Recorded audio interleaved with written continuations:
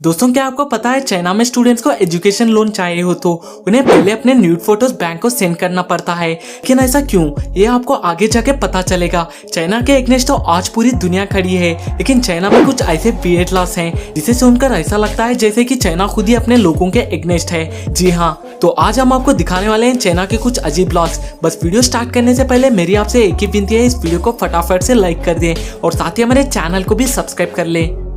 Law number 1, pornography ये कई countries में इलीगल है, लेकिन चाइना में तो इसके एगेंस्ट कुछ ज्यादा ही स्ट्रिक्ट लॉस है। चाइनीज क्रिमिनल लॉ के अंडर पोर्नोग्राफी प्रोड्यूस करना, उसे प्रमोट करना और सेल करना पूरी तरह से बैन है। अगर ये कोई करते हुए पकड़ा गया उसे लाइफ टाइम जेल होगी। चलो वहाँ पे कुछ तो अच्छा है। लॉ नंबर 2, घर बनाना तो हर किसी का सपना होता है, जहाँ अपनी पूरी सेविंग जमा करके आप एक जमीन खरीदते हो। लेकिन क्या हो अगर आपको एक दिन अचानक से ही पता चले कि आप जमीन तो खरीद ली, लेकिन फिर भी आप उसके मालिक नहीं हो। तो यही होता है चाइना में, जहाँ घर के ओनर्स खुद अपने ही जगह के मालिक नहीं होते, क्योंकि इसका रीजन है कम्युनिज्म। जी हाँ, चाइना में जितना भी लैंड है उसमें से ज्यादातर लैंड चाइनीज गवर्नमेंट ओन करती है। यानी कि अगर आप चाइना में घर बनाओ तो वो घर आपका होगा, लेकिन आपसे खरीदी हुई जगह के मालिक होगी चाइनीज गवर्नमेंट। चाइनीज गवर्नमेंट ये लैंड लोगों को 30 साल से 70 सालों के लिए लीज पे देती है, और ये पीरियड खत्म होने के बाद अगर आप घर बेचोगे तो उसमें मिली हुई प्राइस का 1/3 आपको गवर्नमेंट को देना पड़ेगा। लॉ नंबर 3, डेथ सेंटेंस यानी मौत की सजा। किसी भी क्राइम के लिए सबसे बड़ी सजा होती है, लेकिन चाइना में इसे कोई भी ठीक से रेगुलेट नहीं करता, और यहाँ किसी भी छोटे मोटे क्राइम के लिए भी और कई बार क्रिमिनल्स के साथ साथ इनोसेंट लोगों को भी मौत की सजा दी जाती है। 2014 में चाइना ने 2400 लोगों को मौत की सजा दी थी। यहाँ तक कि जिन लोगों को गवर्नमेंट के फ्रॉड्स पता चले थे, उनका मुंह बंद करने के लिए भी गवर्नमेंट ने उन लोगों को मौत की सजा दी थी।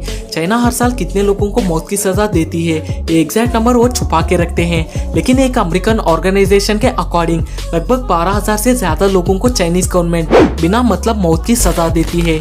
लॉ नंबर 4, जैसे दुनिया भर में फूड सेफ्टी रेगुलेशन का लॉ है, वैसे ही मुझे डाउट है कि इसके बारे में चाइना को पता भी है या नहीं, क्योंकि चाइनीज लोग तो लिटरली कुछ भी खा लेते हैं। इतना कुछ कि जिससे आज पूरी दुनिया घर में बैठी है और बाहर चाहे तो भी मास्क लगाकर। चाइना में फूड सेफ्टी रेगुलेशन पर ज्यादा ध्यान नहीं दिया जाता, या शायद बिल्कुल ही नहीं दिया जाता, क्योंकि 2 साल पहले ये न्यूज आई थी कि चाइना में स्मगलर से 1 लाख टन का पुराना मीट बेच रहे थे। अब आप ये सुनकर शॉक हो जाओगे कि ये मीट 2 से 3 वीक्स पुराना नहीं बल्कि 40 साल पुराना था, और ये स्मगलर्स तो इतने आलसी थे कि उस मीट की पैकेजिंग डेट तक उन्होंने नहीं छुपाई, जो कि 1970s की थी। लॉ नंबर 5, आजकल हायर एजुकेशन लेने के लिए कई बैंक्स हैं जो लोन्स प्रोवाइड करती हैं, जिसकी वजह से एजुकेशन लेना आसान हो जाता है।